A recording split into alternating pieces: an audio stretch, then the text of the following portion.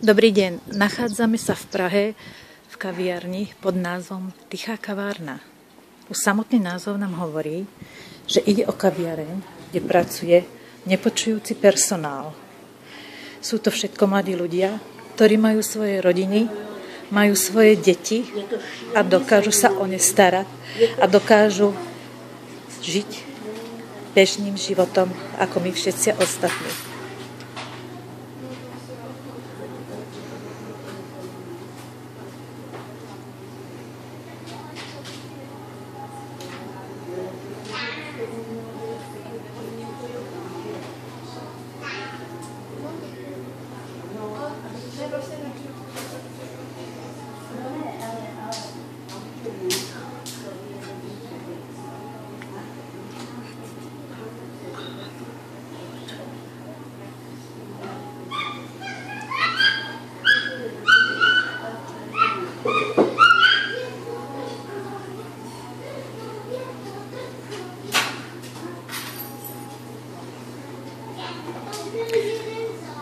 Ďakujem.